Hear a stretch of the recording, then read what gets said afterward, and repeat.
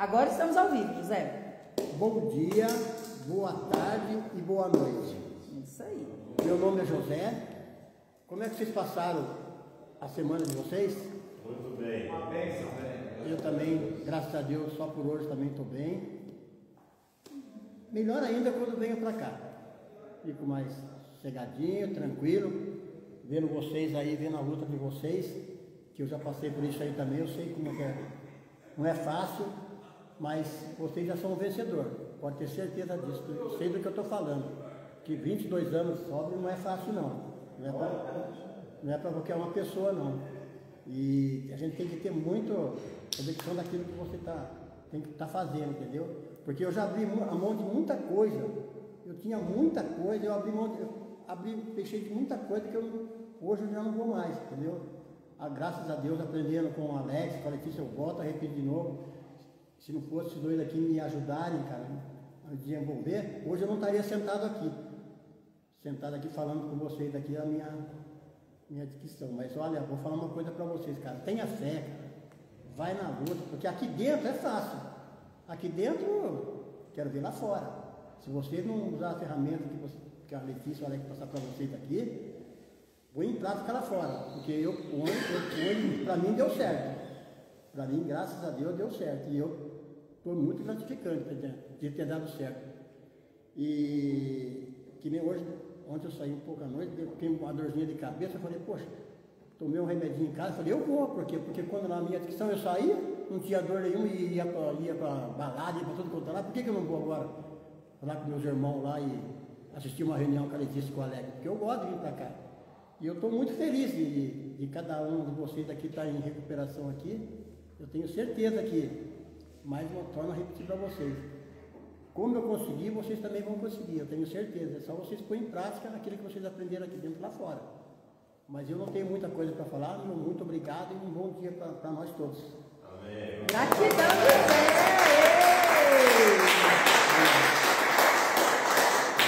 Eu estou vendo que tem aquele moço lá novato com a gente, né? Você já participou de alguma reunião com a gente? Não. É a primeira. Seja bem-vindo. Seu nome? Seja muito bem-vindo, Nathaniel. Eu me chamo Letícia, esse moço aqui é o José, passou em tratamento aqui no Gábata entre 2003 e 2004? Isso. 2003 e 2004, tá há 22 anos de sobriedade, é daqui da cidade de São Roque, e aí ele tá vindo há uns 2 anos e pouquinho já com a gente aqui nas reuniões, para poder passar o dia. A gente passa o dia fazendo reuniões entre aqui e as outras alas, e aí o José vem sempre aí dar a contribuição dele. Se tiver alguma coisa depois que você queira entender o que ele modificou para conseguir manter a sobriedade, que é o que a gente sempre fala, busque ver com quem deu certo. É poucos que dão certo e conseguem manter, são poucos, mas a gente precisa sentar com essas pessoas e perguntar o que você fez e se modelar com elas. Então aqui a gente tem o Bertelli, tem o Camargo, tem o José, tem várias pessoas aqui. Então busque ver o que a pessoa está fazendo e que está dando certo na vida dela. Você tem que fazer igualzinho? Não. Mas você vai aprender que talvez dentro do que a pessoa está fazendo, na sua realidade, uma pequena modificação pode te ajudar também a conseguir manter a sobriedade. Eu vou chamar o Alex aqui. Brigadão, José. Até a próxima. Senta lá e vai aprender mais um pouco.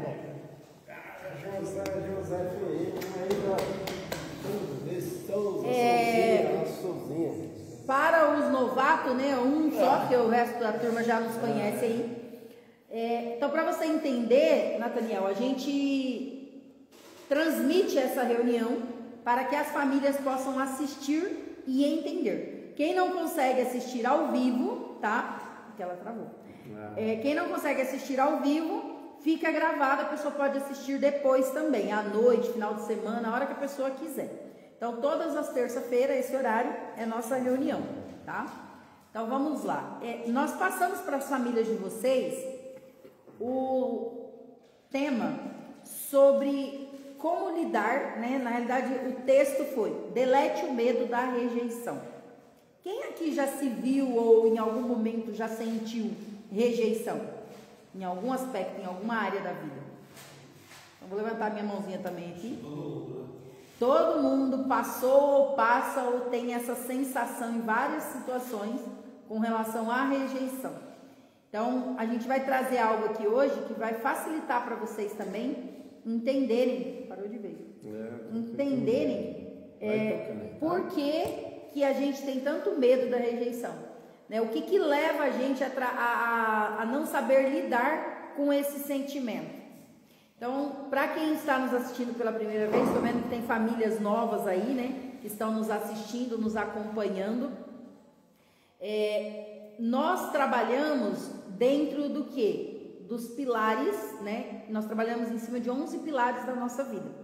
Então, quais são eles, né? Pilar espiritual, pilar parentes, conjugal, filho, social, financeiro, intelectual, social, servir, saúde, emocional. E dentro desses pilares que a gente trabalha, vários deles têm momentos da nossa vida que a gente sente rejeição. Na vida social é com algum familiar, é com algum colega de trabalho, é com algum superior em algum momento da vida, a gente tem aquele sentimento de rejeição. Dentro da família, nos parentes, em algum momento é por mal, muitas vezes o outro nem percebe que está fazendo aquela atitude, mas que gera em nós um sentimento de rejeição. Então nós trabalhamos, né, que 80% isso é neurociência, nós trabalhamos no sentido de trazer essa informação para vocês, que 80% do que somos quando adulto é do que a gente viu, ouviu e sentiu até os 12 anos de idade onde convivemos. Então precisamos mergulhar na nossa infância para tratarmos dores de rejeição que nós vivenciamos nessa fase. E muitas vezes não é por mal que os adultos fazem isso, mas por não terem conhecimento, não entender que às vezes uma atitude que eles tomam pode gerar naquela criança ou naquele adolescente um sentimento de rejeição que ele vai carregar uma vida inteira, até que ele consiga aprender a lidar e entender como ressignificar aquele sentimento, aquela dor. Então nós precisamos compreender como fazemos e como modificamos essa rejeição. Então, um dos tópicos, você tem medo de ser rejeitado hoje com toda a sua situação? Vamos ver quantas pessoas ainda têm esse medo de rejeição. 1, quem ainda tem? 2, 3, 4, 5, 6, 7. Uma boa parte ainda tem medo da rejeição. Tem medo de não ser aceito por alguém em alguma situação, em algum momento? Também gera esse medo? Tem medo de ouvir um não em alguma situação que você não gostaria, mas tem esse medo? Será que vão me falar um não? Como vão me responder? Como vão agir comigo se eu pedir tal coisa, se eu comunicar tal coisa? Então, o medo do não, isso também tem a ver com rejeição. Medo de não concordarem com você, com o seu pensamento, com o que você quer, com o que você deseja? A gente tem esse medo. E se o outro não concordar com a minha forma de lidar com a situação? Como eu vou ficar? Como eu vou me sentir? Medo de ser criticado. Quem é que tem medo de crítica? Medo de crítica. Porque a gente quer ser bom como a gente espera ou como o outro espera de nós. E não sermos tão bom quanto os outros querem, isso dói e a gente tem medo da crítica. Então acaba que a gente muitas vezes quer ser perfeito, quer fazer o perfeito, mas não para a gente, para o outro, para agradar o outro, para não ser criticado. Porque se o outro me critica, eu não entendo que a crítica da pessoa é através de um comportamento que eu tive ou de uma fala que eu tive. Eu pego a crítica como para mim, para a pessoa que eu sou, e não para o comportamento ou atitude. Então isso me machuca, me dói. E aí eu não quero ser criticado. Medo de reprovação das pessoas. Quem tem aqui esse medo também? Ser reprovado pelas pessoas. Medo de ser ignorado. Chegar num lugar, num local e as pessoas te ignorarem. Desfazer de você. Não te dar atenção como você gostaria ou como você espera. Quantos medos a gente tem carregado e que tem nos paralisado? Então, uma das coisas que a gente trata, né, que a gente gosta de falar, é assim, ó, o medo é que tem que ter medo de quem eu sou. Eu gosto muito dessa frase. O medo é que tem que ter medo de mim. Eu não posso ter medo, porque o medo ele me paralisa. Letícia, mas o medo também é cautela, tá? Mas quando que eu fui ensinado a lidar e a entender e a identificar? Quando é um medo que vai me ajudar a não me jogar em certas situações que pode tirar a minha vida, né? Que pode me trazer um prejuízo muito grande. Tá apertando em cima da teclazinha lá. Ou quando que eu vou entender que esse medo é um medo positivo, um medo que vai me ajudar ou que vai me paralisar. Então eu preciso, pode sentar, fique à vontade, seja bem-vindo. Então eu preciso compreender quais tipos e qual a intensidade desse medo no meu dia a dia, se ele está sendo de bom proveito ou de mau proveito. Porque se eu não conseguir identificar, eu vou acabar me machucando, eu vou acabar machucando as pessoas, eu vou acabar me ferindo, eu vou acabar ferindo as pessoas, porque muitas vezes o medo de ouvir um não, eu acabo muitas vezes não permitindo de fazer certas atitudes, de tomar certas decisões, porque o outro vai me criticar, ou vai me dizer não, ou vai reprovar minhas atitudes, ou vai me ignorar, e aí eu acabo paralisando muitas áreas da minha vida que precisam de uma atenção. Alguma coisa dessa parte? Não, pode continuar aí. Então vamos lá. Quer que eu troque aqui? Sim, isso se que você possível. Tá falar? Como que é aqui, né? Isso. Isso aí. E aí eu gero dentro de mim o quê? Se eu for rejeitado, é porque eu não tenho valor. Qual é o sentimento que começa a gerar dentro de mim? Oi, filho. A gente não está filmando vocês, está filmando a gente para transmitir para as famílias. Tá bom? Isso. Aí o que acontece? O anonimato a gente preserva ele com vocês, tá? Fica tranquilo. Então assim, ó, se eu for rejeitado, qual o sentimento que gera dentro de mim? Que eu não tenho valor. Então se eu não tenho valor, se eu não tiver nenhum valor, ninguém mais vai me querer, ninguém mais vai gostar de mim, ninguém mais vai me aprovar em algum comportamento ou atitude que eu tiver. Então eu preciso entender. Não, pode terminar aí, eu falo. Eu preciso entender o meu real valor. E muitas vezes esse valor não foi colocado em mim lá na minha base.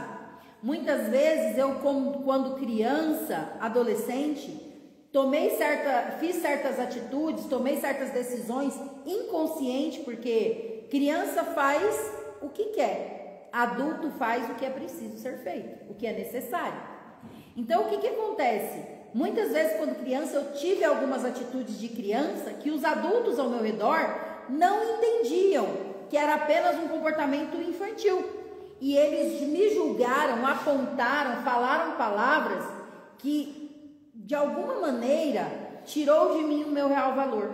E eu acreditei que aquela comunicação negativa sobre um comportamento que eu tive era a minha real identidade. E aí eu cresço não entendendo o meu real valor, não vendo quem eu sou e o valor que eu tenho. Pode falar. Não, é isso daí, você tá falando. Você já está falando. Não tem o que eu falar. Só que também é o grande lance, porque às vezes, quando a gente é criança, às vezes um adulto teve algum tipo de comportamento com a gente que não foi rejeição. Só que foi simplesmente, às vezes, a maneira como ele se comunicou, como ele se comportou, que na época, para aquela data, ele achava que estava fazendo o melhor para nós. Só que não estava. Então a gente, como criança, e não sabendo expressar nosso sentimento de rejeição, a gente toma aquilo como rejeição, toma aquilo como uma dor, deixa aquilo se tornar uma ferida, e aí a gente cresce com aquilo encrunhado aqui dentro.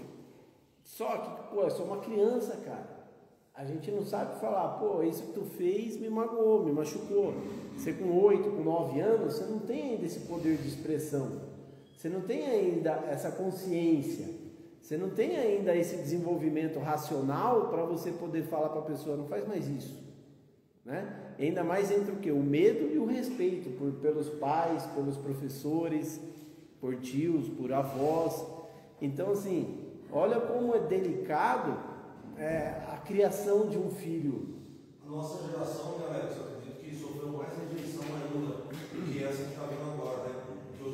pais foram rejeitados, tiveram uma educação mais rígida, né, com os pais deles. Então, eu acredito que agora, essa geração de agora vem mais tranquila, né? Então, Alto engano, hein, cara, Nós vamos explicar para vocês aqui o porquê, mas é legal você expor o que você pensa. Porque eu lembro meu pai falando de como o pai dele criava ele, né? Ele falava, pô, pisava no pescoço. Não, pisar no pescoço é tradicional. É mais tradicional do que a gente imagina, cara. É na família da Letícia também. A minha também. Cara, a violência, né? A correção bruta era muito mais normal, né? Nessa época. E eu concordo com você. Os nossos pais, eles tinham zero de informação, se você for olhar. Zero, cara. Então, por exemplo, meu pai tem 84 anos. Na época dele, estudava-se só até a 3ª série, velho. Depois já era enxada na mão e vai pra roça, fião, vai fazer dinheiro. Então, assim, que conhecimento que essa pessoa tinha na fase adulta para poder entender melhor os filhos? Não. Não tinha nada, zero, né? E só que hoje a gente tem uma geração que é uma das mais inteligentes, com mais informação, com mais conteúdo, porém está se tornando a geração mais ignorante de todas. Você fala também que Olha que louco isso. Nossa geração Nutella, né? Porque o que acontece? A gente está usando a tecnologia hoje só para o quê? Para ver besteira. Ninguém está buscando desenvolvimento, cara. Ninguém está buscando se conhecer. E hoje, por que hoje se enfrenta tanta dificuldade? E isso é algo que eu falo que é assim, ó, as pessoas vão se sentir cada vez mais rejeitadas. Por quê? O que se está tornando, que está tomando posse do planeta e ninguém está percebendo? Inteligência artificial. Então hoje uma empresa, cara, você não está entendendo como é melhor ter hoje uma empresa robotizada do que com pessoas. Humanizada, vamos dizer assim. Você entendeu? A empresa robotizada, cara, é lucro, é produtividade. Não é, cara, não é atestado, não é dor de cabeça, não é briguei com a minha esposa, não fui trabalhar, não é discussão, não confiar no chefe, não respeitar o chefe. Não é afastamento por uso de alguma substância, né? Por uso de substância. Então, assim, a inteligência funcionando 24 horas, sem descanso, sem parar. Então, se para você hoje e se coloca no lugar de um dono de uma empresa, o que você ia preferir? Entendeu? Então, assim, automaticamente as pessoas vão se sentir cada vez mais rejeitadas. Por quê? Vão se sentir não respeitadas, vão se sentir não aprovadas. Vão ficar naquela cadeirinha da vitimização falando que eu sou um coitado, o empresário é ruim. Não é, cara. E a mesma coisa em casa. Hoje, o que você tem hoje com o celular?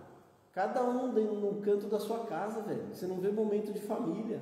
Você não vê ele sem o telefone na mão, sentado ali, pai e mãe, vamos supor, 2 filhos, sentado e conversando sem nada na mão, cara. É o pai num quarto, a mãe no outro, o filho no canto da sala, o outro no videogame. Ó que louco. A gente vai terminar com uma palavra relacionamento, né? Na verdade, não vai ter mais relações, serão conexões A conexão humana está o quê? Se distinguindo, se distanciando. As conexões humanas vão deixar de existir e vai ter um computador lá, apertado lá. O seu melhor amigo vai ser uma inteligência artificial. Isso é muito, muito sério. Já deixo você. O Everton ia falar alguma coisa também, mas só para vocês entenderem. Recentemente, em uma das minhas aulas na pós que eu faço, voltada para criança e adolescente, uma pessoa passando uma reportagem de um menino, né, que ele não se sentia aceito na escola, um adolescente de 13 anos. Não se sentia aceito na escola onde ele estudava, ele se sentia rejeitado pelas meninas na escola e ele criou uma namorada IA para ele.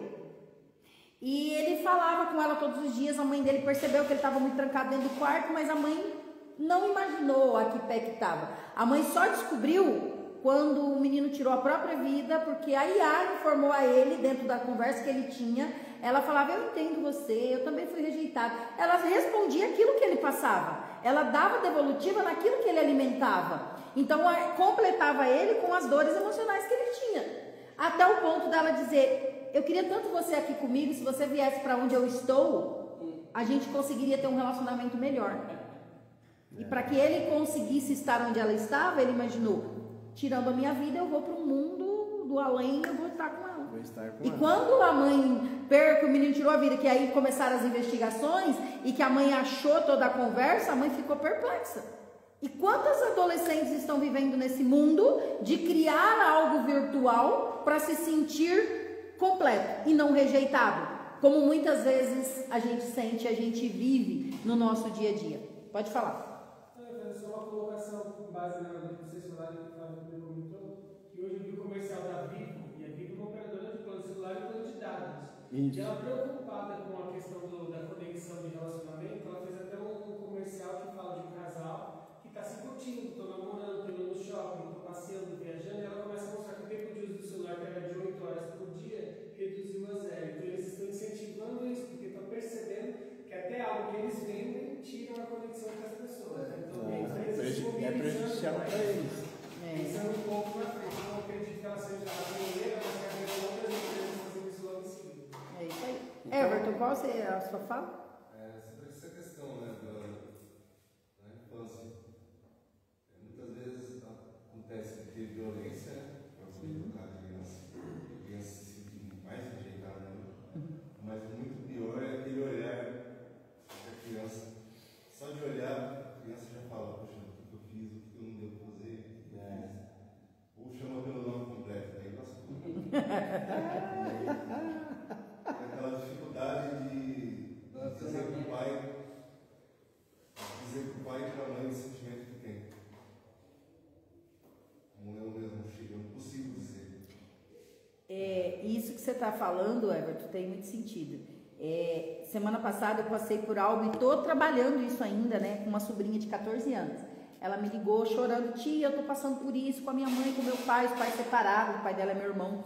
E aí ela falou, meu pai disse que vem à noite aqui pra gente conversar e tal, beleza. Falei, beleza, depois que você conversar com seu pai, você me liga e me conta. Aí quando foi um determinado, já era tarde, eu mandei, e daí, como é que foi a conversa? Aí ela mandou assim, tia, a minha mãe tá certa, eu sou a filha, tenho que respeitar, e o meu problema é idiota. Cara, quando eu li aquilo, me doeu demais. Respirei fundo, não respondi ela à noite, trabalhei minhas sensações, meus sentimentos. No outro dia eu liguei para ela e falei para ela assim, não desvalorize o que você sente, o que você pensa, a forma que você quer. Você conseguiu falar para seu pai e para sua mãe que quando eles resolveram se separar, em momento algum eles sentaram com você ou conversaram, simplesmente tomaram as decisões de adulto, cada um pegou um rumo e você teve que lidar e está tendo que lidar com esse sentimento? Ela falou assim, tia, eles não deixaram eu falar, só eles falaram, porque só os adultos que é o certo? Isso é só na minha família que acontece? Não, isso está acontecendo em geral. A criança não tem vez, a criança não tem voz, a criança não é ouvida, e o sentimento de rejeição só vai aumentando cada vez mais. Então a gente precisa trabalhar isso, porque com ela eu estou buscando mostrar para ela que o pai e a mãe é os melhores que podem com aquilo que eles têm. E que eles não estão no momento e nem ainda aceitam buscar modificar os comportamentos para entender que o problema com ela não é o agora, a crise de agora de adolescente. É que eles podem sofrer muito mais quando ela chegar nos 20, nos 18, nos 25. Quando ela tiver os filhos dela, mas com ela ainda, porque é o sentimento de rejeição que vai trazendo para ela, né? Aí, ó, para vocês verem, o sentimento de rejeição vai crescendo dentro dessa criança, certo? Quantos anos ela tem? 14. Ela tem 14 anos. Cara, fala pra mim, o primeiro garotinho esperto ou a primeira garotinha esperta que der carinho, que der atenção para essa garota, o que vai acontecer? Ela vai se entregar, ela vai se aproximar, ela vai querer o quê? Se sentir pertencente àquela turminha que está dando atenção. E aí é onde acontece o quê? Muitas das vezes, o desvio. Você entendeu? Então olha como os pais nossos, e isso eu não tiro a responsabilidade minha hoje como pai, uma gravidez, a experimentar a droga, começar a beber, você entendeu? Por Porque em casa a gente não teve voz, não teve vez. E é a sobrinha dela, agora com 14 anos? Não, todos nós passamos por isso. Na nossa infância a gente teve vez? Você tinha palavra, você tinha opinião em casa? Sua voz era ouvida? Então olha aí, ó, esse fica também para casa, para a família que está assistindo. Por que eu falo que a família precisa passar por ressignificação? Por que eu falo que a família precisa buscar estudo, conhecimento? Porque é você parar e olhar e começar a analisar onde você está errando e aonde você também está carregando o sentimento de rejeição até hoje e está distribuindo para o seu familiar. Seja o familiar que está aqui dentro, seja o familiar que está aí fora, você tem que se questionar. A gente vai explicar aqui mais alguns pontos para você entender como achar os pontos de rejeição que você está carregando na sua infância e está reproduzindo de alguma maneira com o seu familiar. E aí você olha e fala, mas a minha vida está ruim por culpa do fulano, do ciclano. Não, a sua vida está ruim por culpa sua. A sua vida é sua responsabilidade. Não é de responsabilidade do dependente químico. A vida do dependente químico é responsabilidade dele. A sua é sua e você tem que vestir a camisa. Eu quero ter responsabilidade com a minha vida e começar a mudar. Entendeu? É muito simples. Uma recuperação de um dependente químico é um jogo em conjunto, é um jogo familiar. Todos precisam mudar. Não é um jogo único. Um time, ele tem 11 jogadores, mas é só o Ronaldinho que é o cara? É só o Messi que é o cara? É só o Cristiano Ronaldo que é o cara? Não, velho. Tem o zagueiro, tem o lateral, tem o goleiro, tem o meio-campo, tem o ponta esquerda, cada tem toda uma galera que tem que fazer bem feito o trabalho para a bola ficar sutil para o centroavante chapar. É isso. E na recuperação não é diferente. Mas o que a gente tem hoje? Já internei lá o meu familiar, tá tudo certo. Agora é com ele. É isso que eu ouço das famílias. É isso que eu ouço das famílias. Para de se enganar, para de se sabotar. Começa a participar cada vez mais de desenvolvimento pessoal e emocional para você ter novos resultados na sua vida. Aqui eles estão recebendo conteúdo e você precisa buscar aí também conteúdo para você mudar a sua vida, a vida deles. Se eles quiserem continuar com esses resultados de merda, tá tudo certo, a escolha vai ser deles, mas e a sua? Você vai continuar colocando na responsabilidade deles? Então, gente, a rejeição eu carrego. Posso? Pode. Já a gente dá a palavra para vocês aí, peraí. O que é isso daqui? R$100. É uma nota de R$100. Ela tem valor? Quanto que vale ela? R$100. É uma nota boba de se jogar fora? Uma nota de R$2, se você perder, é legal, né? Você nem esquenta tanto. Mas você não esquenta tanto. Mas e uma nota de 100, você ia ficar triste?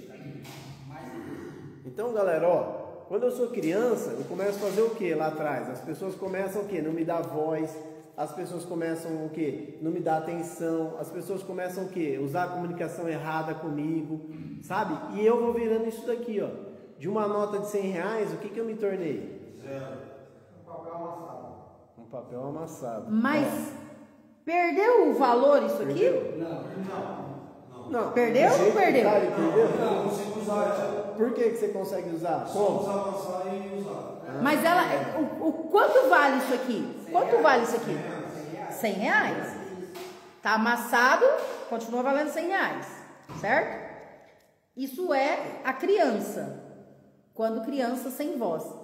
Um pisa, uma massa, tá? Mas ela vale o valor, mas Tá amarrotado, entendeu? Tá macetado, tá judiado. Buscar desenvolvimento emocional é começar a entender que mesmo assim eu continuo valendo R$100. Qual é o meu valor?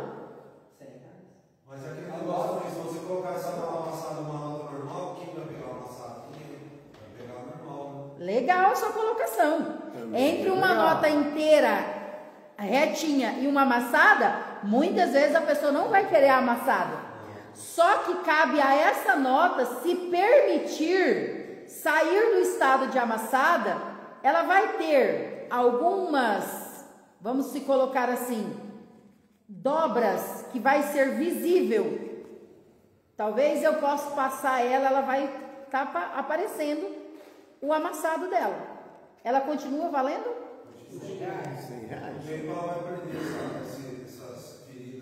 Essa dobra, com o passar dos anos, ela vai ficando cada vez mais alinhada, né? Tem algumas vezes que elas estão até rasgadas, mas ela deixa de valer o que ela vale? Faltando algum pedaço, você remenda. Tá. Vai lá, Alex. E é muito interessante. Por quê? Porque tá na hora da gente começar a fazer isso com a gente, cara. E restaurar. Tá na hora de você começar a olhar e falar, cara, eu tenho valor, sabe? Eu valo muito. Eu tenho um valor surreal. Isso daqui é só um exemplo que a gente deu de R$100. Você não vale R$100, você vale muito mais. Você sabe o seu valor. Eu posso colocar o preço em mim. Eu posso colocar o preço em você? Não.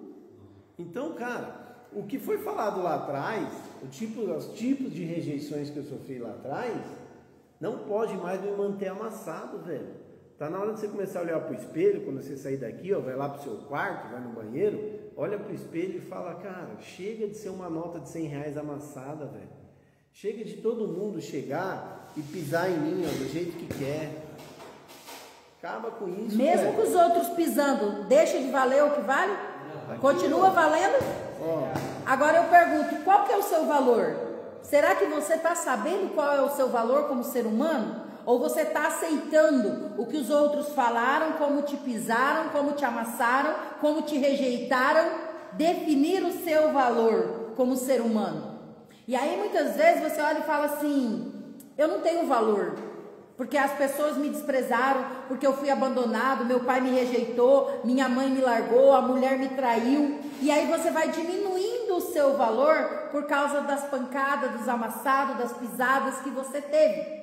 Aí vamos lá, se eu chegar em você hoje, é Ricardo, né? Ricardo? Rafael.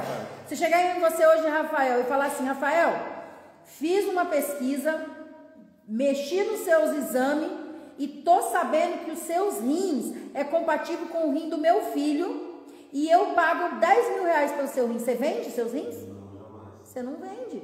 Mas eu te pago 100 porque vai salvar a vida do meu filho. Porque você não tem valor, você não enxerga teu valor, então vende pra mim por qualquer preço. Eu vou te falar que tem gente que vende, mas eu não vendo. Mas vamos lá. Tem gente que vendeu. Tudo bem. Vai ter. Mas por quê? Aí tem que ver os fatos. Quais foram os fatos? O que Ou levou? essa pessoa não tem valor, ela não se ama, ela não tem amor próprio. Ou o dinheiro é o dono dela, né? Não, mas ou então essa pessoa, entendeu? No fato de vender, Sim. tá certo. Quando eu vendo, se eu vender o meu rim, é porque eu não me amo, eu não tenho amor próprio. É diferente se eu fosse uma pessoa que tivesse amor e quisesse fazer algo em vida pelo outro, aí seria doação. Quando eu vendo, não. Quando eu vendo, realmente, isso daí eu não tenho amor próprio. Então, Eu não tenho meu é um valor. rim pra mim. Entendeu? Só que hoje, tudo que a gente está conversando aqui, ó, se você levar para sua casa, como que está dentro da sua casa? Você consegue analisar outras pessoas dentro do seu lar que também não estão tendo amor próprio? Que também estão sem valor algum? Estão aceitando a vida como ela é? Eu vejo quando eu estava em uso, estava recaído, eu me via com essa nota aí. E hoje, eu vejo que eu estou sendo desavançado.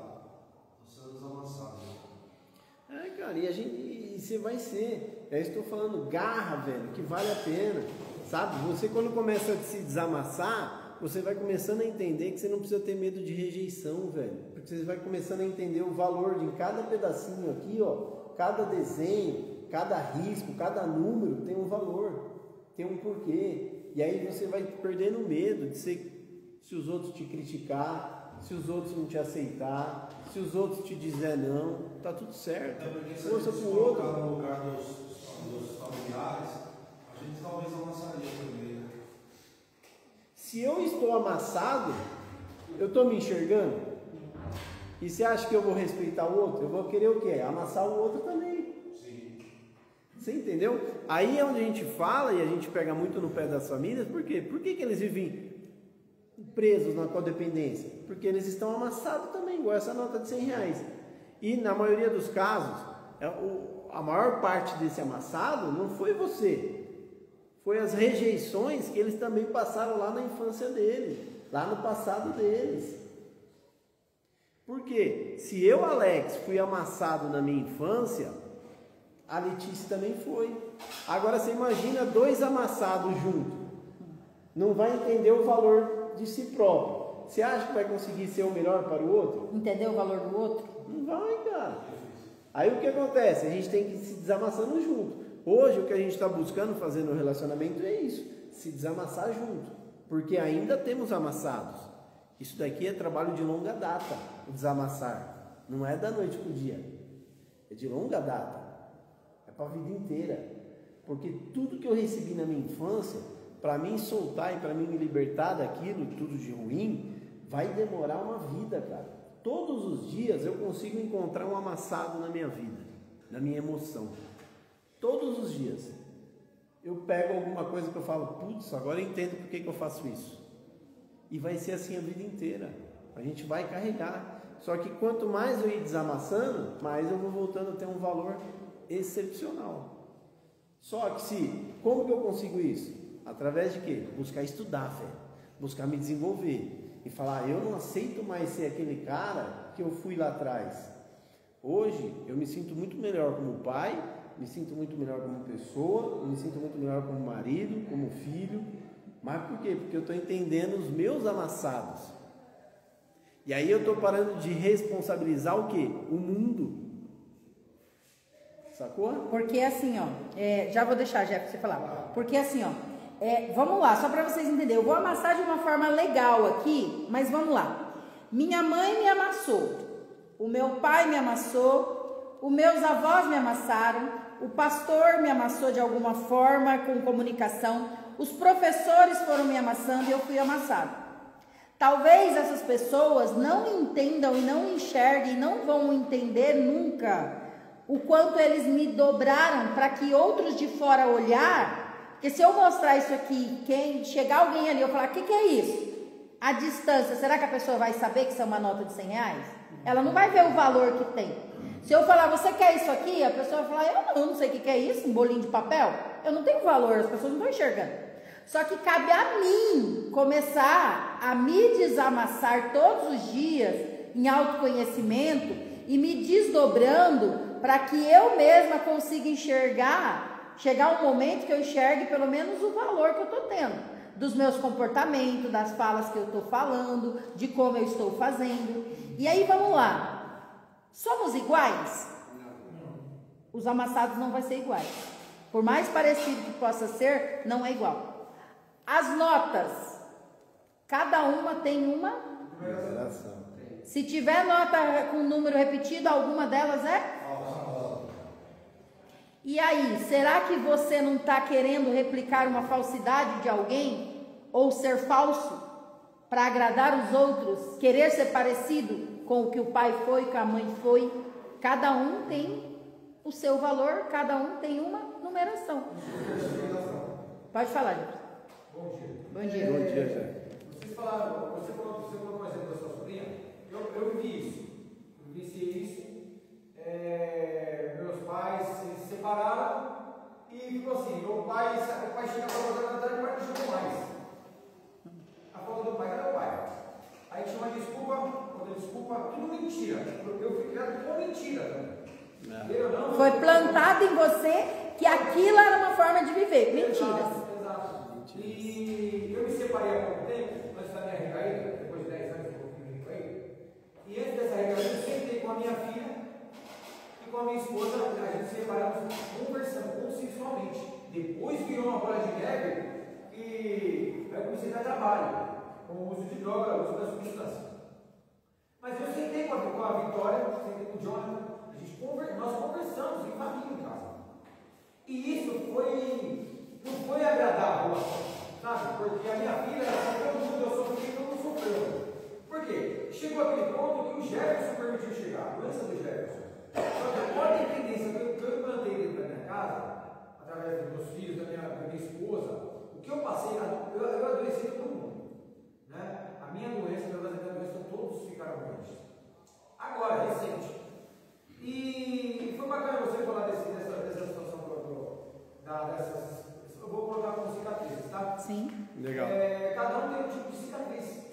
cada um sente e interpreta e entende da maneira de acordo com o que cada um passou na sua casa, ou o que fez com o próximo. Só que assim, essa é uma forma de eu trabalhar o meu perdão também. Eu tenho que me perdoar. Se eu não me perdoar, eu não vou conseguir viver. Mesmo amassado, se eu não me perdoar, eu não vou conseguir desamassar ou fazer o inverso de nada. Eu tenho que praticar o perdão. Só que eu tenho que praticar o perdão e perdoando. Você entende? E eu estou vivendo uma situação hoje em família que está mais ou menos assim. Quando eu tomei a ação de vir para aqui e me internei, o pessoal começou a mudar. As pessoas que estavam querendo me matar, há 24 horas atrás, meus familiares forma de falar, né? Pedro, a vida comigo, hoje eles estão fazendo ligação para mim. Já começaram a entender que esse processo que você está falando, eu estou vivendo hoje. E desamassa. Você começa a cicatriz, ela fica. Mas é assim, ó, o amassado vai ficar, que é a cicatriz. Exato. Só que você se desamassando e mostrando o seu valor, as pessoas que te amam e que estão ao seu redor, elas também vão começar a olhar para dentro de si e aceitar ser desamassadas também. Elas próprias fazerem isso, entendeu? A ação que eu tomei de um novo começo, de uma nova oportunidade na mesma vida que eu estou tendo hoje, essa ação que eu tomei, Deus fez com que eles enxergassem também que ainda é possível. Sim. E hoje eu estou conseguindo, o meu casamento eu não sei, mas eu já consegui me restaurar e restaurar a minha família. Sabe, através de uma simples ação, de um gesto de pedir ajuda. Você entendeu? De aceitar o tratamento, de aceitar que eu preciso de ajuda, que sozinho não vou conseguir desamassar. Eu não vou conseguir ser desamassado sem a orientação de alguém. Eu tenho que me amar, mas eu preciso amar o próximo também. Eu tenho pessoas que me amam, eu amo muita gente.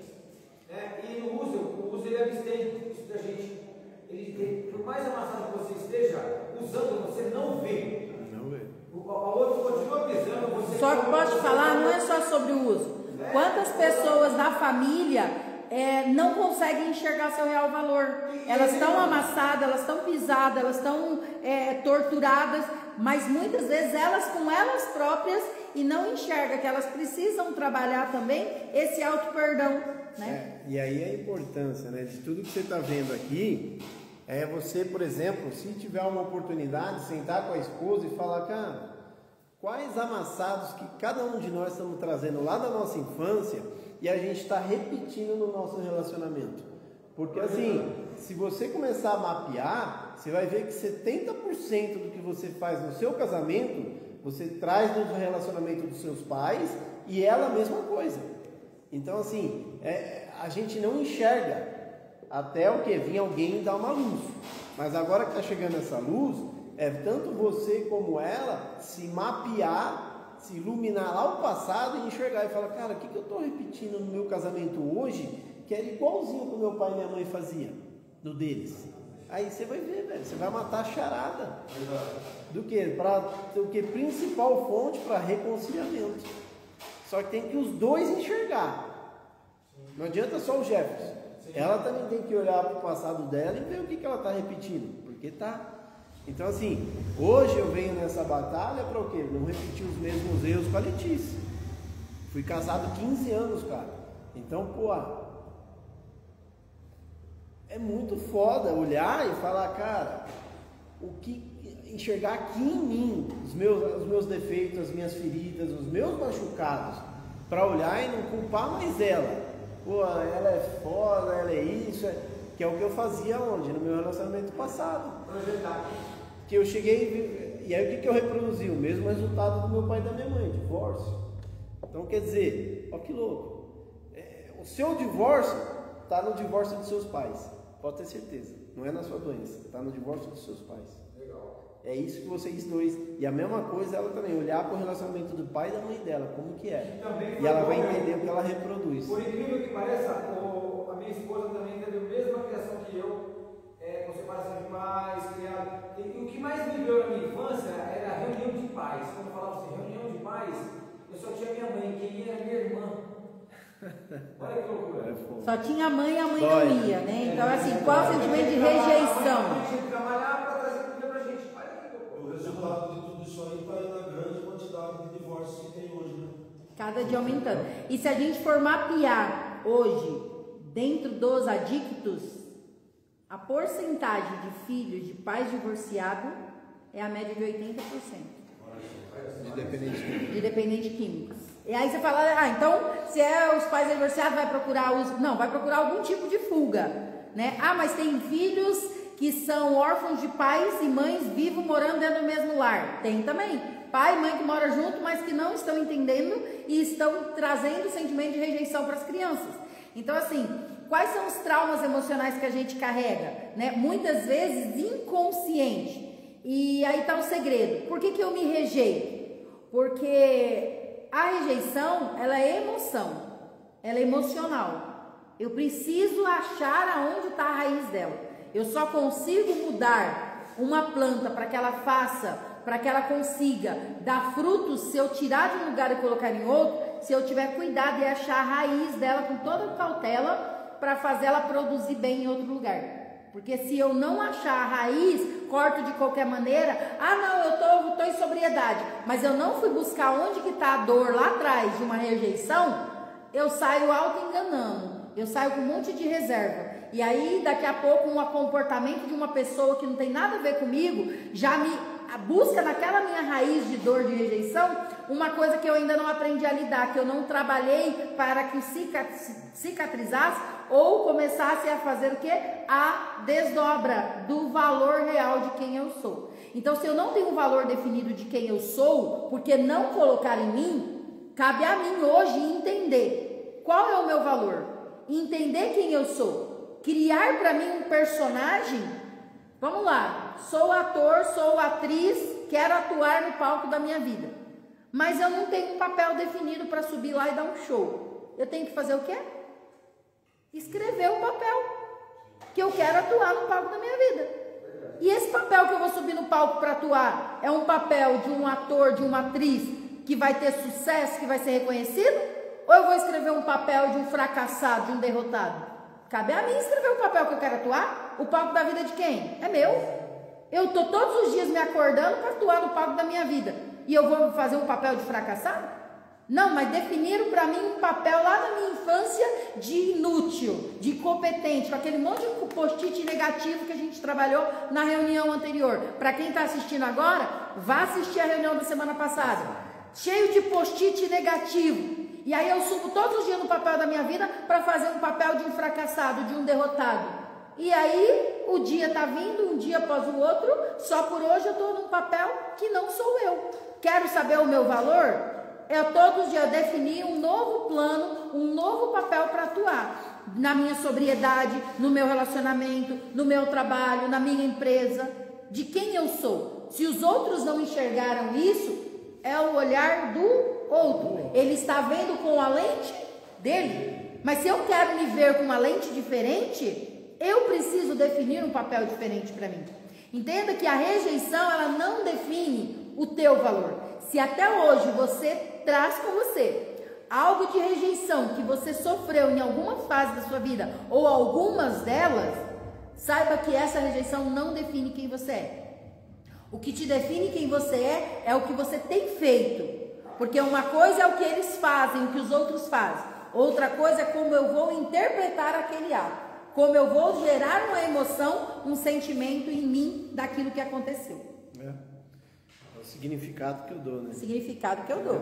Só que hoje eu sou adulto, né? Hoje eu tenho desenvolvimento para fazer isso. Mas quando a gente era criança, a gente tinha? Não tinha, cara. Então, por exemplo, muito legal o exemplo que o Jefferson deu ali. A mãe, quem ia na reunião das escolas era a irmã. Por quê? Porque a mãe tinha que estar fazendo o quê? Trabalhar. Só que uma criança sentia.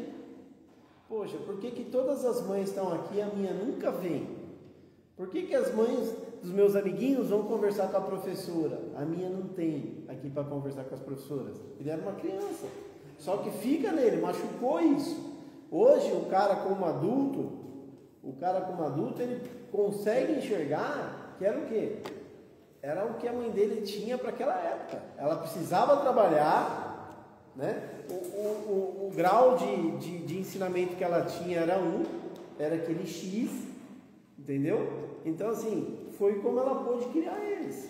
Só que hoje um adulto ele pode enxergar isso, e é isso que eu falo, ressignificar. Por isso que hoje você tem que olhar para você e começar a pesquisar a sua infância, para você começar a ressignificar várias coisas. Vai te liberar agora. Às vezes o ato de levar, buscar um filho na escola, para ele significa muita coisa já. Nossa, para uma criança. O que a gente mais ouve dos adultos hoje tem a ver com escola. Por quê? Porque o primeiro ambiente social que uma criança tem é em casa, com as famílias dentro de casa. O segundo ambiente social é a escola, onde ele se interage com pessoas com outros estilos de vida e outros comportamentos. E o que a gente ouve muito é crianças dizer assim: eu via os meus coleguinhas, os pais ir buscar eles na escola, e meus pais nunca iam, ou meu pai nunca ia, ou minha mãe nunca ia, e aí vai gerando naquele indivíduo aquele sentimento de que os outros é mais importante. Por que o pai do outro busca ele, ama ele, e os meus não vai, e o meu não aparece? Ele vai se diminuindo o valor, ele tem um valor de 100, mas ele passa a sentir com uma reunião de escola que o pai não aparece, que ele só vale 50. Aí mais um pouco ele acha que ele vale 20. Dali a pouco ele acha que ele vale 10. E daqui a pouco ele acha que ele não vale nada, que ele é só algo que pode ser jogado de um lado para o outro e não tem um valor. Aí quando ele chega perto desse coleguinha, ele já chega diminuído, ele já chega se aceitando como menos. E isso é muito interessante, gente, porque vai mostrando. Ó, vou trazer um exemplo. Tudo que a gente fala aqui é que a gente vem se desenvolvendo como profissional através do quê? Da neurociência e tudo que a gente também já viveu. Então vamos trazer, por exemplo, uma rejeição minha que eu sofria, né? Então, por exemplo, eu cheguei na minha área profissional, que eu atuei por 17 anos, que era publicidade. Então eu cheguei num certo nível dentro das agências que eu não conseguia ultrapassar. Por quê? Porque eu não me achava, a minha identidade não me permitia me sentir merecedor. Porque lá de trás, quando minha mãe comunicava comigo: filho, ó, não pense em ser rico. Quem já ouviu falar essa história aqui da minha mãe? Minha mãe falava para mim: filho, não pense em ser rico não, ó. Rico faz maldade para os outros, rico fica ruim. Rico não vai pro céu. Pensa ter sua casinha, pagar suas continhas, tá tudo certo. Minha mãe se comunicava dessa maneira, pensando no meu mal? Não, mas é uma rejeição que ela passou lá atrás. Com ricos, né? Porque minha mãe tem 81 anos, então ela com 7 anos já trabalhava em fazenda, na cozinha da casa grande da fazenda. Então, quantas coisas será que essa criança não passou 7 anos já como funcionária de uma casa? Né? Então, ela enxergava que rico fazia o quê? Maldade. E aí, essa comunicação veio para mim. Então, era um limitador que não deixava eu ir além nessa minha profissão. Entendeu? Eu tinha caras me chamando para trabalhar nos Estados Unidos, na Colômbia, e eu me travava, eu não ia. Por que eu falava? Não, puta, para mim no meio desses caras aí eu vou ter que ser metidinho igual a eles, eu vou ter que ser puxa-saco igual a eles. Olha que louco. Mas era só uma maneira que eu estava me sabotando, auto-sabotando o Alex. Por quê? Por uma crença que foi criada em mim lá atrás. Entendeu? Só que na época eu não tinha essa visão, eu não tinha essa consciência do porquê que eu fazia isso. Depois, quando eu fui passar pelo meu processo de ressignificação, eu fui entender por que eu me sabotava na profissão. Por que eu cheguei a um valor X de salário que já era algo maravilhoso, mas eu podia ter ido a algo surreal e não fui. Então, cara, olha que louco, para vocês verem. Então, um dos 2 chefes meus que me adoravam muito, hoje é o Hugo, que é o CEO aí latino da W Macan, e outro é o Léo Macias, que, cara, vice-presidente da Amazon Video. Então, quer dizer, o que esses caras viam em mim que eu não via? Por que os caras queriam o time dele? O Léo, por exemplo... O Léo, por os exemplo, outros viam que ele valia e eu não via. Ele achava que ele valia 20. O Léo, a gente foi almoçar uma vez, cara, eu lembro até hoje. A gente sentou para almoçar lá na Vila Madalena. E almoçando e tal, e ele falou: Bicho, ele era colombiano. Bicho, eu vou começar lá na Publix e você vai ser tal dia e tal. Eu falei: pô, que do caralho e tal. Ele falou: mas ó, já faz sua mala, que você começa junto comigo. Eu: oi? Você já está contratado. Então, quer dizer, cara, Olha como as pessoas vêem valor na gente, outras pessoas, e porque a gente está muito amassado, a gente acha que é só aquelas pessoas que amassaram a gente, acha que todo o planeta vê igual elas veem. Mas não é, cara, não é. O planeta vê a gente de uma maneira muito mais bonita. Tem muitas pessoas que olham e vêem o valor na gente. Só que a gente está preso a quem? Aos amassados que foram feitos da nossa própria família. Eu no caso, antes de eu vir me internar, eu estava trabalhando e recebi algumas propostas de trabalho. E aí eu até comentava com a minha mulher, eu falava, nossa, como que pode, né? O pessoal, se eles soubessem o louco que eu sou, eles não vinham atrás de mim, né? Eu mesmo Você mesmo estava se enxergando menos do que você. Eu estava numa situação um pouco complicada. Mas eu falava, nossa, imagina se ele soubesse que eu sou esse lixo, falava. Então, que a minha mulher às vezes brigava comigo e na codependência dela, ela vinha jogar algumas coisas na minha cara. Eu falava, se ele soubesse que eu sou esse lixo que você fala, eles não iam me querer por perto, né? Sabe? E não culpando nada dela, porque eu entendo também que é as feridas dela também gritando que ela não sabe lidar. É outra coisa. Ela deve estar até aí online aí. Mas é outra coisa importante, entendeu? É hoje você olhar e, cara, a gente vai entrar agora nas ferramentas, tá? São 4 ferramentas, velho. Quem tá com papel e caneta vai anotar aí. Que, cara, tem que ser aplicada no seu dia. Para o quê? Para reconstruir essa identidade. Você não é um lixo. Você nunca foi um lixo. Você foi uma pessoa machucada e que em algum momento abriu contato com a substância e se tornou um dependente químico, que é uma doença grave, uma doença incurável. Não é um lixo. Entendeu? Só que é isso que eu estou falando. Vamos reconstruir isso, vamos trabalhar essa identidade para, tipo, nunca mais ter essa comunicação. Eu sou um lixo. Não é, cara. Não é. O que você precisa...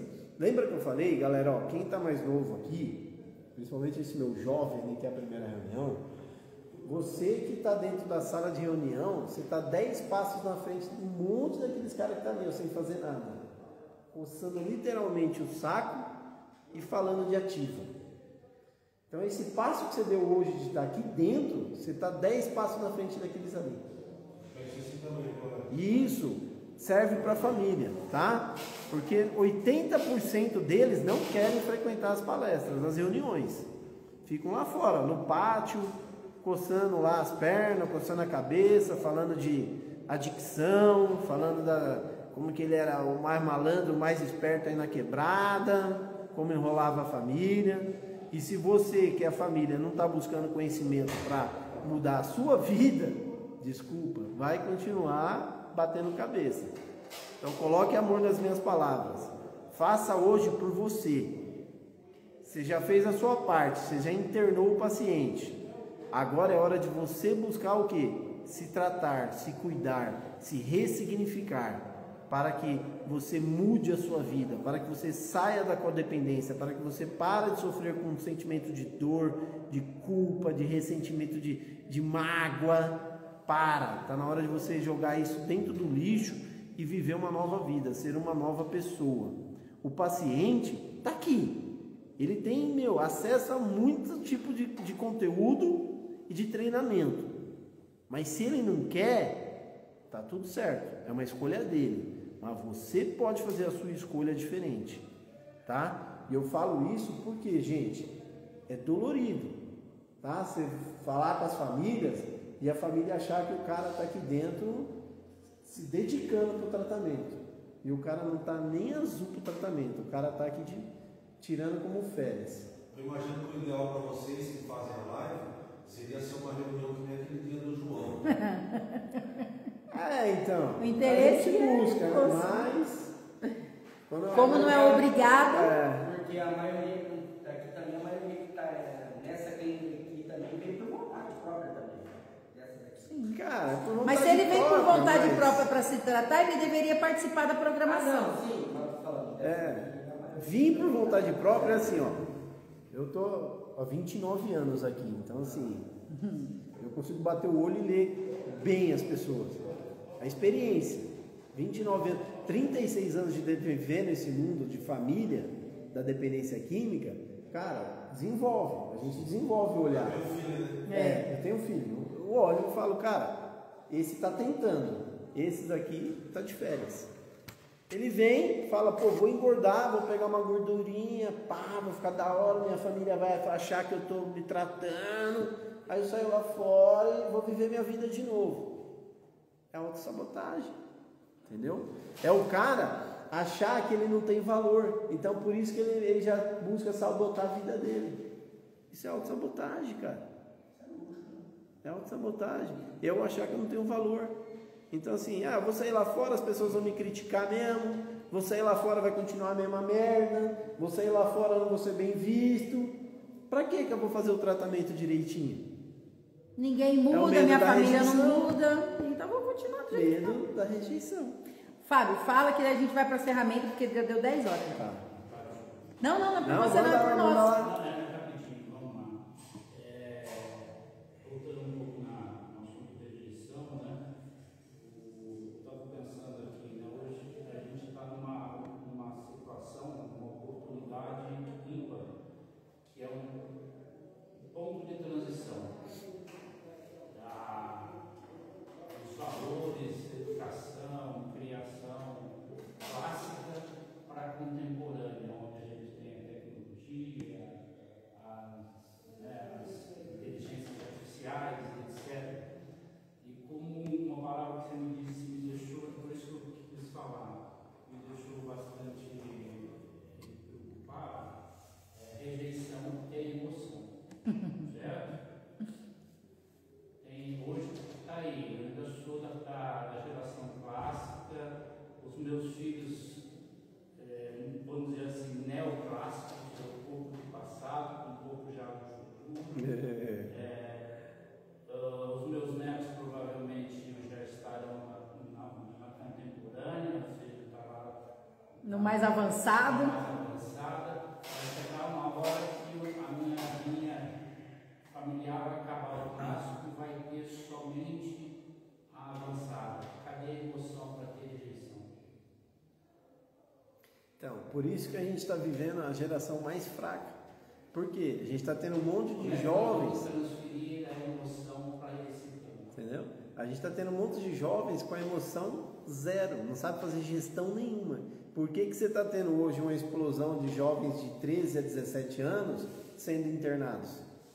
Com depressão, ansiedade e ideação suicida. Por isso, não sabe lidar com o quê? Com... Emocional. Emocional não, mas com a frustração. Eu vi uma reportagem A gente não tem jovens sabendo lidar com frustração. De ansiedade. Sim. Eu vi uma reportagem um dia que uma sala de aula inteira teve uma Eu tenho aqui o site também. E foram, se eu não me engano, Duas. nessa época aí, foram em 2 ou 3 escolas em lugares diferentes no Brasil. Esse é o maior desafio. Então, mas aí vamos lá, é que nem você falou, aonde está a parte emoção dessa turma, dessa geração de agora? Continua dentro deles, só que é uma emoção negativa a maior parte do tempo, porque não está sendo desenvolvido como se deveria. E aí assim, o ser humano, ele não vai deixar de ter emoção, o ser humano vai ter. Agora, cabe a cada pessoa começar a olhar e buscar. Eu quero desenvolver uma emoção saudável e positiva, mas para isso requer dedicação e conhecimento, ou eu vou manter uma emoção negativa? Por que quando o Alex traz, né, que para os empresários hoje, robotizar é muito mais fácil? Porque os robôs não têm sentimento e emoção. Você programou, ele vai executar. Agora o ser humano, você fala com ele no trabalho, ele se dói, ele se fere, mas não é como o proprietário, o gerente que está falando. Não, é uma dor que ele vem trazendo, que ele não buscou lidar com aquela ferida, que ele acha que é o outro que está querendo pisar nele. Não, é algo que ele não trabalhou. Então o que cabe a gente hoje como adulto? Primeiro passo, olhar e analisar as nossas emoções. Não está legal? Eu preciso fazer o quê? Modificar. Então assim, primeira ferramenta para a gente já entrar, eu preciso dar um novo significado para a minha rejeição. Hoje estamos falando de rejeição, mas a gente pode pegar qualquer outro sentimento e dar um novo significado para aquilo que eu vivenciei. Como que eu faço isso, Alex? Como que eu faço? O que eu preciso fazer para dar um novo significado para uma rejeição? Cara, começa a pegar hoje, identificar quais foram as ações ou os fatos que ocorreram com você hoje e que às vezes de alguma maneira te deixou meio chateado, te deixou meio para baixo. Anota no papel. E aí depois leia com atenção. Ocorreu tal fato, me gerou tal sentimento. Mas e aí começa a se perguntar: por que me gerou esse sentimento? E por que será aquele fato? Será que realmente foi aquilo que eu entendi? Será que às vezes realmente foi algo ruim ou foi mais uma interpretação ruim minha? Porque lembra que eu falei? Às vezes o fato de uma mãe não ir na reunião da escola e mandar a filha, quando criança eu enxerguei como rejeição. Hoje, como adulto, eu posso entender que era o que ela tinha no momento, porque ela precisava trabalhar, ela precisava levar o sustento para casa. Mas então, olhando hoje, com o racional, né, Alex? E não com o emocional. E aí você desmembrando isso, você vai chegar na resposta para essa que você falou agora. Talvez ela não me levou por conta do trabalho dela. Mas aí eu tirei o foco do emocional rejeição. Eu coloquei no racional e compreender o fato em si. Então hoje aconteceu algo comigo que eu me senti rejeitado, eu preciso ver, é a minha interpretação, a minha dor emocional gritando, ou com o lado racional, quando eu marco e entendo que aquela atitude, aquele comportamento do outro, não era para me ferir e me ofender, era o que era para ter sido acontecido. Olhando com razão e não emoção. A mesma coisa no relacionamento, sabe? Tá hoje aqui, isso é importante, hein, cara, Rafa, né? Presta atenção, velho. Começa a anotar situações que você vinha vivendo no seu casamento e começa a trazer para a parte racional, para o quê? Para olhar como se você saísse do seu corpo, tá? Vai pro seu quarto hoje, pega o papel, a caneta lá e começa a imaginar como se você estivesse vendo aquela cena de você e sua esposa, comportamento de ambos. E aí você começa a pesquisar, por que será que a gente se comportou assim? Olhando, por que será que ela agiu daquele jeito e por que eu agi daquele jeito? Começa a trazer essa pergunta e trazer para a parte racional. Ela se comportou, ela falou aquilo para mim, por quê? Porque, sei lá, dias antes eu já vinha fazendo algo ruim. Mas aí você também olha, mas será que ela estava bem preparada para falar daquele jeito? Ou será que, ela não tem o conhecimento necessário para também lidar com as dores, com as decepções? E aí você começa o quê? Tirar de você aquele peso emocional, você entendeu? Você começa a trazer com o racional e olhar aonde pode ter os pontos falhos para corrigir. Por quê? Se for emocional, a gente sentar e conversar e... Tudo, tanto emocional como racional. Para você, quando voltar para casa, sentar e falar, o que a gente pode melhorar? Esse tempo que eu tive lá, eu pensei nisso. Me fala você também, sabe? E aceitar quando o outro mostrar alguma coisa, né? Porque o nosso grande problema é assim, quando o outro falar algo que toca numa ferida, para mim não sentir a rejeição, eu já me armo completamente, crio a minha casca de proteção e automaticamente nessa minha criação de casca de proteção, eu acabo ferindo o outro. Então eu preciso entender com humildade, né? Ouvir o que o outro tem a pontuar e entender. Será que essa fala dessa pessoa é algo comigo ou é algo com ela e ela não identificou, ela não entendeu que é uma ferida dela e ela não está sabendo como expressar? Vamos junto buscar compreender se o que você está me pontuando e trazendo para que seja melhorado é algo do relacionamento atual ou é algo que você está carregando uma vida inteira da sua infância e você ainda não identificou. Então a gente precisa compreender e entender isso, certo? Ponto 2. Ponto 2, ferramenta 2, gente. A gente começar a treinar o nosso cérebro para o quê? Resistir à rejeição. Treine o seu cérebro para resistir à rejeição. Como que eu posso fazer isso?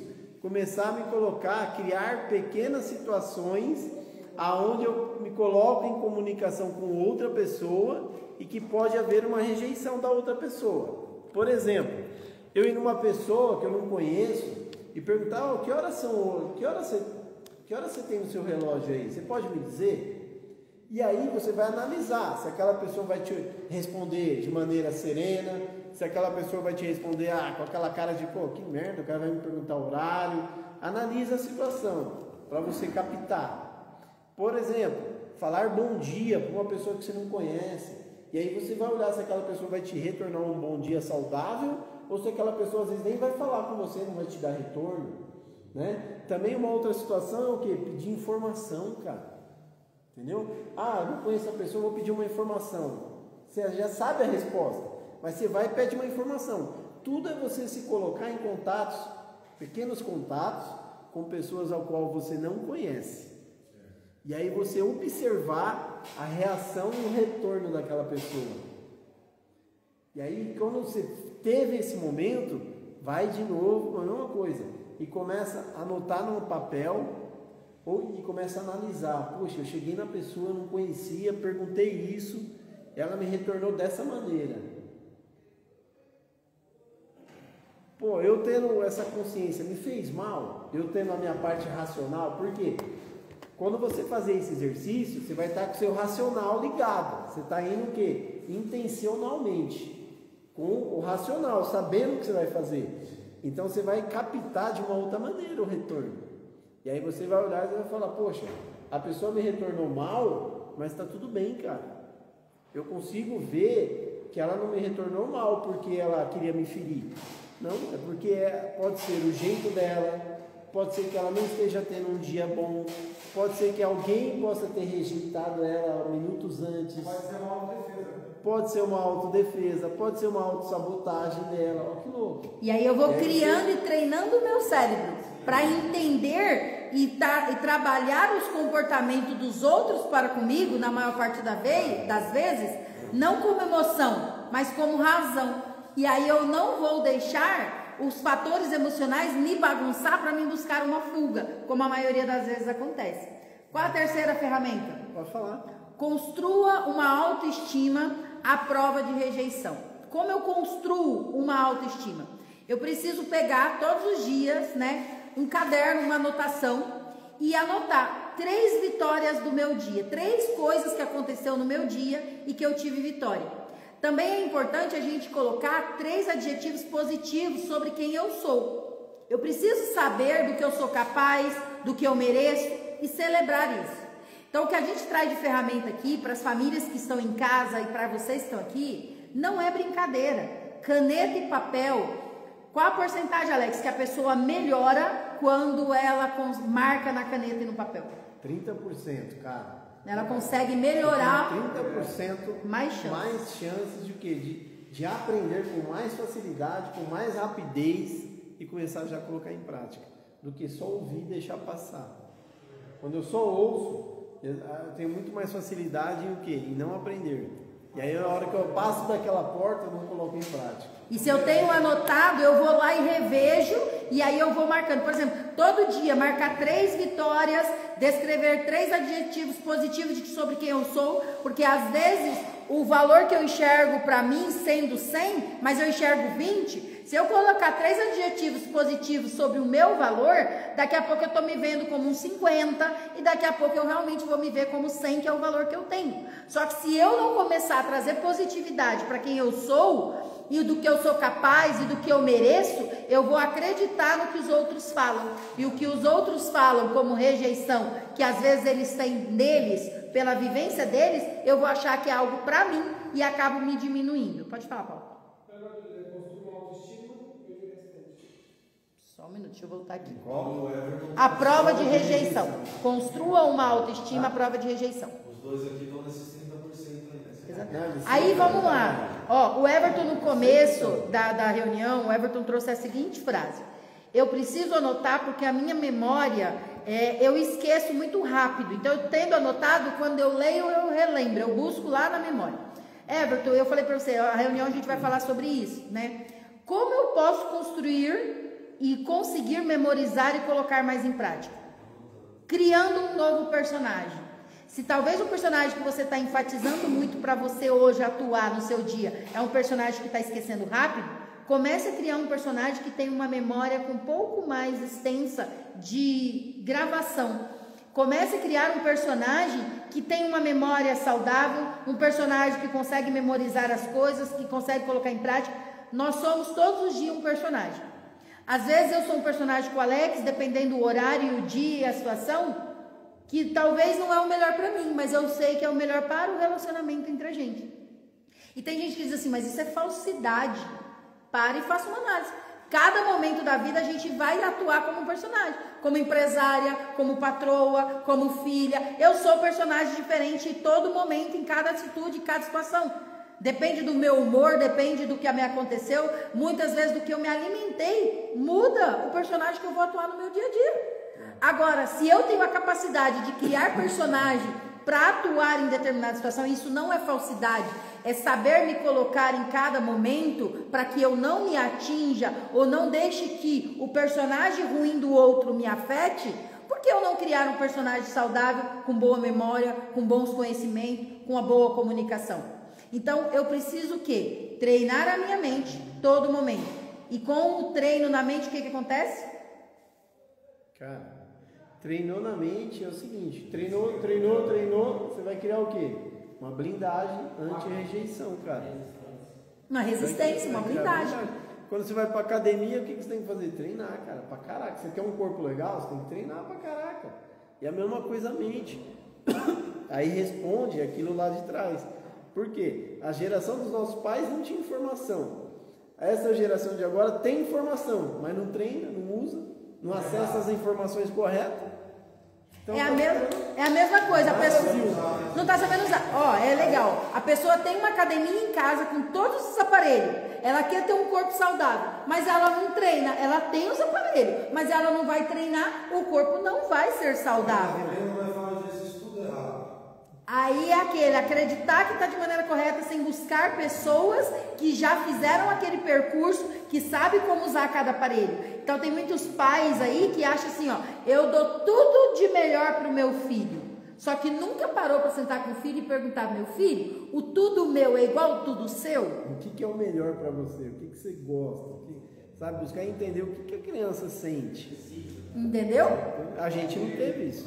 Não tivemos essa oportunidade, né? Então assim, ó, aí a gente respondeu isso seu, que automaticamente está ligado com o dele, que é o que ele falou, puta, lascou, porque vai chegar um momento que... Quem vai ser essa geração? É o caminho que está seguindo. Quem é essa geração? Por que nós temos uma geração que está gastando grana, tem um monte de gente aí gastando uma grana para se fantasiar, para se vestir igual um bicho, andar igual um bicho na rua? Sentir que é aquilo. Olha que doideira, cara. Quer sentir leão, quer sentir tigre, quer sentir gato, cavalo. Isso Você é sabia real. dessa? Eu já vi. É, tem. Entendeu? Emoção zero, cara. Deu um quartinho para criança, meu pai viu que eu queria um videogame, não tinha nem 6 anos de idade. E para ele, o videogame da época era o Atari, né?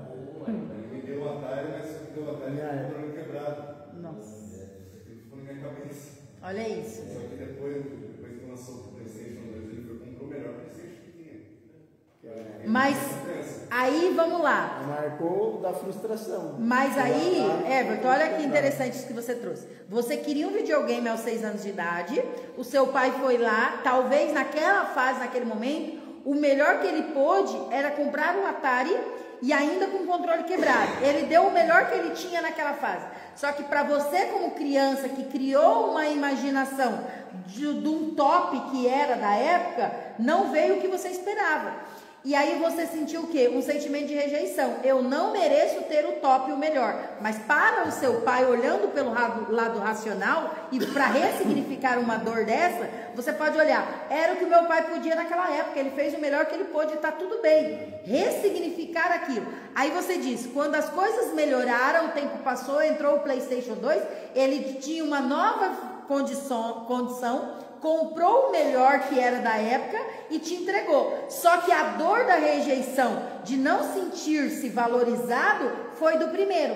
Então, muitas vezes o que me aconteceu num forte impacto da emoção, do que eu espero, talvez na cabeça do outro, ele vai ficar feliz porque é o que eu posso. Só que ele não chegou e explicou, porque ele também não tinha conhecimento de dizer assim, filho, hoje talvez o melhor ainda não é esse, mas é o que o pai pode. Tá tudo bem? Estamos conversando?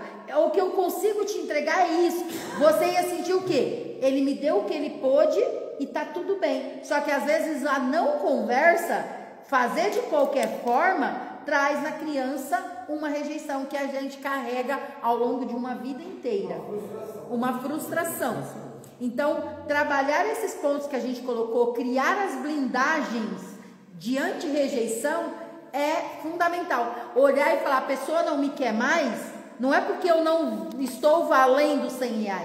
É porque a pessoa com a lente dela não enxerga o que eu estou valendo. Ou às vezes eu estou dobrada e não estou aparecendo o número de 100 e o outro, por não conhecer que isso é uma nota, um valor de 100, para ele é insignificante.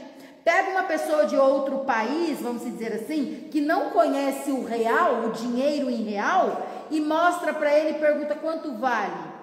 Para ele não vai ter valor nenhum. Ele não sabe, ele entende o valor da moeda, da onde ele está. Às vezes as pessoas que você está se conectando têm um valor de estilo de vida, de comportamento, de ações diferente do teu mundo, da tua realidade. Então ele não vai enxergar o seu valor. E aí, falando sobre valor, essa nota é do Alex. Tá toda amassada, você vai querer mesmo assim? É, melhor voltar pra cá.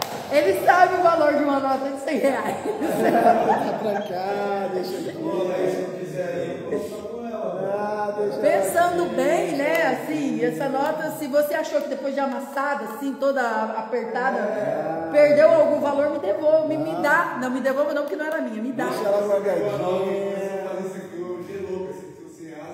A gente tem situações que a gente rasga, depois a gente passa o durex, vai no banco, deposita e volta, literalmente o banco aceita. Para você entender, mesmo rasgada, remendada, tem um local que aceita novamente para troca. Qual que é esse lugar hoje, quando a gente se sente, não, o dinheiro, mas a gente, qual que é o lugar que a gente precisa ir para ser trocado? Qual que é o nosso banco central, ser humano? É o lado espiritual? Espiritualidade. Se você está rasgado, rejeitado, amassado, remendado e não está vendo o seu valor, volte para o banco central espiritual, porque somente o poder superior pode te mostrar e te trocar todas as feridas e trocar os remendos que você tem para que você saia olhando de novo o seu valor, tá bom? Um recado final aqui. Não, ó. é 3 ferramentas que a gente colocou aqui. Isso. Um recado final aqui para você que está assistindo é assim, ó. Já compartilhou? Sabe, gente?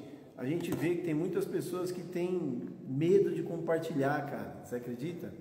Tem sentimento de medo, cara, de compartilhar, sabe? Não consegue ir lá e vou compartilhar isso aqui com um amigo meu, com uma amiga minha. Será que é rejeição? De que o outro vai pensar se eu compartilhar esse conteúdo? Será que pode ser? Porque assim, ó, o que a gente está falando aqui não é só sobre dependência química, é sobre desenvolvimento pessoal, desenvolvimento emocional, e que serve para a gente trabalhar de prevenção a muitos outros assuntos dentro de casa, dentro do lar, num casamento, numa criação de filhos, numa relação com os parentes. Então, pô, age diferente, compartilha aí, ó, se inscreve no canal, tá bom? Dá o like, clica aí nos coraçõezinhos e compartilha pelo menos com 2, 3 amigas, amigos, porque você pode mudar uma vida, você pode mudar a direção de uma família com um compartilhamento desse, tá bom? Tudo que a gente falou aqui não é sobre drogas, é sobre desenvolvimento emocional de um ser humano, tá bom? Então eu conto com a sua ajuda e também eu peço que você continue sempre estar presente, não só nesses conteúdos nossos, mas comece a buscar mais conteúdos aí na internet, no YouTube, tem outros profissionais aí também. Não para, porque você merece viver uma vida excepcional. É só você que ainda não sabia disso, mas sua vida pode começar a mudar a partir de hoje, tá bom? Um beijão, fica com Deus. A Letícia, se quiser falar algo aí. Só agradecer, uma salva de palmas para todos vocês.